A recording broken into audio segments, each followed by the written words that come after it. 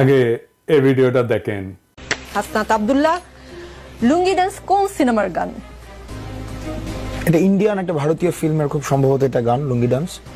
খুব সম্ভবত, আমি নিশ্চিত না, কারণ আমি গানটা শুনেছি কিন্তু কখনো দেখার সুযোগ হয়নি বা দেখিনি। গতকাল রাতে ধানমন্ডি 32-এর আশেপাশে শুনেননি? গতকাল এই বিষয়টি এসেছে, মানে শুনেছি।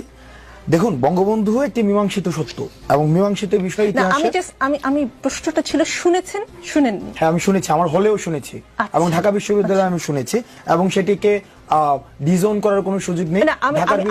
আমার প্রশ্ন শুধু অতটুকুই ছিল, শুনেছেন অথবা শুনেননি। জি, আমি একটু বলছি, লুঙ্গি ডান্স হচ্ছে চেন্নাই এক্সপ্রেসের সিনেমার গান। এটা 2013 সালে মুক্তি পেয়েছে সিনেমাটি, এবং এই গানটিতে কণ্ঠ দিয়েছেন হানি সিং নামে একজন গায়ক, এবং এই গানটি রজনীকান্তকে ট্রিবিউট করে এই গানটি করা। মানে তারা তাদের সিনিয়র অভিনেতাদেরও এতটাই সম্মান দেন যে এইরকম একটা বড় সিনেমায় শুধুমাত্র তাকে ট্রিবিউট করে একটি গান করা হয়েছে। এখন আপনাকে প্রশ্ন করতে চাই, গতকাল রাতে ধানমন্ডিতে যারা লুঙ্গি ডান্স করেছেন তারা কারা? আমি এখানে তৃতীয় কোন পক্ষ এমন কেউ করেছে আমরা করিনি, ষড়যন্ত্রের গন্ধ, গত 15 বছর এগুলো আমি শুনেছি। হাসনাত আব্দুল্লাহ, বেশ শুনেছি। রাত 1টা-2টা থেকে এই গান শুরু হয়। আমাদের সংবাদকর্মী ছিলেন সেখানে 2-3 ঘন্টা বা তারও বেশি সময় ধরে চলে। এতক্ষণ পর্যন্ত আপনাদের কানে খবরটি যায়নি এবং আপনারা এসে সেটা থামানোর চেষ্টা করেননি। এইটা কি আসলে আমাকে বিশ্বাস করতে বলেন? মাইয়ার খুব লাগিছে লুঙ্গি ডান্স নিয়ে দেখতেছি।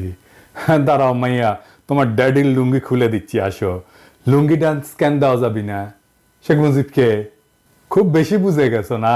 হ্যাঁ, এই যে বুঝে রাখেন, বুঝছেন, এই যে আওয়ামী লীগ কলে ফিরে আসবে এই যে সংখ্যালঘুর ঘাট ধরে আর নারীর ঘাট ধরে, বুঝছাও তো? এইগুলারে আগে সাইজ করে রাখতে হবে।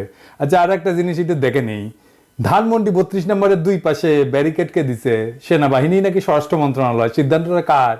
মানে আমার জানা দরকার আর কি, কুরকুরানিটা কার? সুপুর নাকি উপদেষ্টার? 32 নম্বরকে প্রোটেকশন দেওয়া যাবে না, সোজা হিসাব। 32 নম্বরের সাথে আমাদের সকল বোঝাপড়া শেষ হয় নাই। যে ব্যারিকেড বসাইছেন সেটা সরান।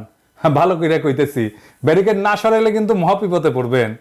লাঠিগুলি টিয়ার গ্যাস দিয়ে বিপদ ঠেকাইতে পারবেন না। কি বিপদে পড়বেন ভিডিওর শেষে কমুনি। ধানমন্ডি 32 নম্বরের সাথে আমাদের হিসাব আছে। ওই বিল্ডিং এর প্রত্যেকটা ইট জনগণ খুলে নেবে, তারপরে ওই বিল্ডিং এর মুক্তি। জনগণের সাথে ফয়সালা শেষ। অনেকে কইতেছেন মুজিবের কি কোনোই ভূমিকা নাই? থাকবে না কেন? হাসিনার মতো একটা রাক্ষসী জন্ম দিছে। মানুষের ঔরসে রাক্ষসী জন্মানোর তো কোনো উদাহরণ নাই আগে, তাই না? আর মুজিব কি করেছে? স্বাধীনতার নেতা ছিল। আজ এনে বিষয়টা দেখি। তো মুজিবের যদি স্বাধীনতার জন্য অবদান থাকে, তো জিন্নাহ সাহেবেরও আছে না? আছে তো। তিনি না থাকলে কি আমরা এই মানচিত্র পাইতাম বাংলাদেশের? এই মানচিত্রটা কার দেওয়া? এটা তো জিন্নাহ সাহেবের দেওয়া। তো জিন্নাহ সাহেবকে আমরা এখন সেলাম ঠুকি নাকি? হ্যাঁ, কি মানবেন? আজ আর একটা উদাহরণ দিই ইতিহাস থেকে। মুসলিম লীগ আমাদের জমিদারি উচ্ছেদ আন্দোলনের নেতৃত্ব দিল। আমাদের যুগ যুগের এই যে তিতুমির যে লড়াই করলো, হাজী শরীয়তুল্লাহ লড়াই করলো, এই যে নুরুদ্দিন লড়াই করলো, কার জন্যে? জমিদারি উচ্ছেদের জন্য। তো এই জমিদারি উচ্ছেদ আন্দোলনের নেতৃত্ব দিল কে? মুসলিম লীগ। তো জমিদারি প্রথা উচ্ছেদ করলো কে? আমাদের প্রথম রাষ্ট্র পাকিস্তান উপহার দিল কে? মুসলিম লীগ। তো আমাদের পূর্ববঙ্গের সব রাজনৈতিক নেতৃত্ব করতো মুসলিম লীগ। মৌলানা ভাসানী বলেন, শেখ মুজিব বলেন, শেরে বাংলা বলেন, সবাই কে না? এই মুসলিম লীগ তারপরে ক্ষমতায় যায় জনগণের বিরুদ্ধে দাঁড়ায় মুসলিম লীগ নিশ্চিহ্ন হয়ে যায় নাই? আমরা কি এখন মুসলিম লীগের নামে জয়ধ্বনি দেই, জয়গান করি? মুসলিম লীগের নামে করি না। এত গৌরবজনক অর্জন থাকা সত্ত্বেও তো কেন করি না? তাইলে ওটার জবাব দেন আগে। আচ্ছা, আর একটা এক্সাম্পল দেই ইতিহাস থেকে। বাংলায় বর্গিরা আসতো, জানেন তো? ওই যে খোকা ঘুমালো পাড়া জুলালো, বর্গি এলো দেশে, বুলবুলিতে ধান খেয়েছে, খাজনা দেবো কিসে? 1741 সাল থেকে মারাঠারা বাংলায় আক্রমণ করে লুটতরাজ, ধর্ষণ, কি না কি, খুন খারাপি, এই সমস্ত চালাইতে থাকে। পরবর্তী দীর্ঘ 10 বছর ধরে মারাঠাদের এই আক্রমণ চলতে থাকে। এরাই হইতেছে সেই বর্গি যাদের কথা আমি বলছি আগের এপিসোডে। সে অংশটা দেখান এডিটর সাহেব, গঙ্গারামের কবিতা সহ। সবাই পালাই গেছে বর্গি আসার খবরে। তারপরে গঙ্গারাম লিখতেছে, এই মতে সব লোক পলাইয়া যাইতে আচম্বিতে বর্গি গেরিল আইসার সাথে। মাঠে গেরিয়া বর্গি দেয় তবে সারা, সোনা রূপা লুটে নেও আর সব সারা, কারু হাত কাটে কারু নাক কান, একই চোটে কারু বধে পড়ান, মোহিনী স্ত্রীলোক বান্ধি ধৈরা লইয়া যায়, আঙ্গুঠে দড়ি বান্ধি দেয় তার গলায়, একজনে ছাড়ে তারে আর একজন ধরে, রমণের ভারে তাই শব্দ ফারে, আকাশ বাতাস কান্দে কান্দিছে পাষাণ, রাখো কিষ্ট কালী আল্লাহ ভগবান। কি বুঝলেন? শুধু সম্পদ লুইটা মাইরা কাইতেই যাইতো না, নারীদের কি নিদারুণ অসম্মান করত। এই ইতিহাস আপনাকে কেউ বলছে? বলেনি, বলবেও না। শুধু শুনবেন 2 লাখ মা বোনের ইজ্জতের বিনিময়ে স্বাধীনতা পাইছি, যেন এর আগে কোনো আমাদের ইতিহাস নাই। এই যে বর্গীদের অত্যাচার, এই যে বর্গীদের আক্রমণ, এই যে বর্গীদের নিপীড়ন, এটা বর্গীদেরকে কে পরাজিত করছিল জানেন? কে বাংলার অসহায় মানুষদের মুক্তি দিছিল বর্গীর অত্যাচার থেকে নিজ বিক্রমে? কে? কোন সেই বীর জানেন? জানেন না? না, নাম বললে অবাক হবেন। সে মুক্তিদাতার নাম আমরা জানি, কিন্তু তার এই অবদানের কথা আমরা কখনো বলি না, বলবো না। কেন বলবো না?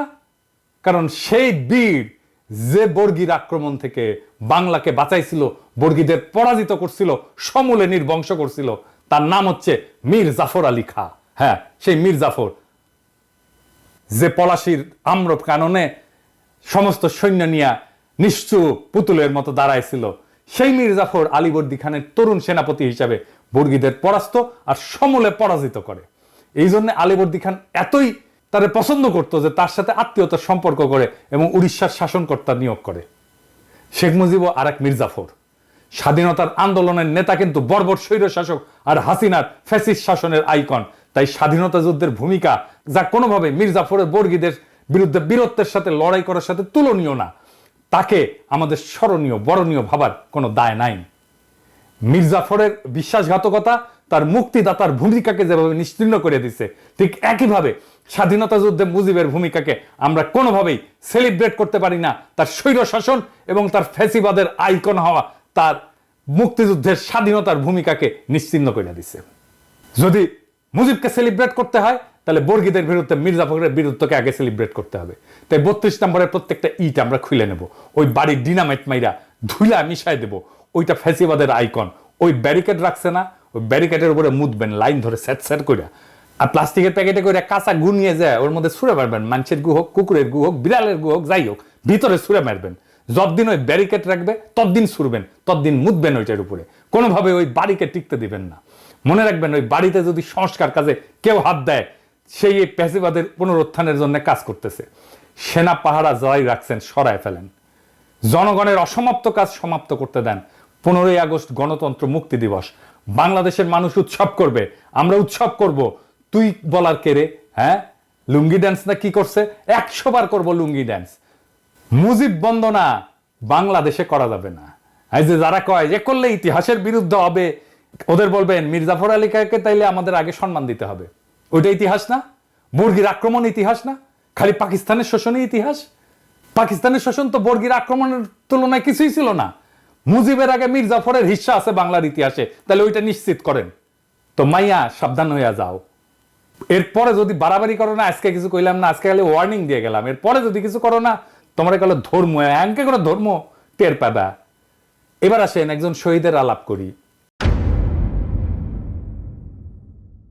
20 জুলাই ঢাকার সাভার বাসস্ট্যান্ডে গুলিতে নিহত হয় ক্ষুদ্র ব্যবসায়ী কুরমান শেখ। কুরমান শেখ ছিল শারীরিক প্রতিবন্ধী। সে প্রতিবন্ধী ভাতাও পেত। কালুখালীর রতনদিয়া রেল লাইনের পাশে জরাজীর্ণ টিনের ঘর ছাড়া তার কোনো সম্পদ নাই। 1.5 দশক ধরে ঢাকার সাভার বাসস্ট্যান্ডে একটা ছোট্ট ঘরে দৈনিক ভাড়া ভিত্তিতে মুরগির ব্যবসা করতেন। সাভার মাছবাজারের পেছনে ভাড়া বাসায় স্ত্রী শিল্পী খাতুন, ছেলে রমজান শেখ এবং মেয়ে মিতু আক্তারকে নিয়ে বাস করতেন তিনি। দরিদ্র ছিলেন, কিন্তু সুখের সংসার ছিল। ছেলে রমজান শেখ জগন্নাথ বিশ্ববিদ্যালয়ের লোক প্রশাসন বিভাগের 4র্থ বর্ষে, মেয়ে মিতু আক্তার ইউরোপিয়ান ইউনিভার্সিটিতে BBA 1ম বর্ষে পড়াশোনা করতেন। সংঘর্ষের দিন সাভার এলাকায় অনেকের দেখা দেখি কুরমান শেখ দোকান খুলেছিলেন।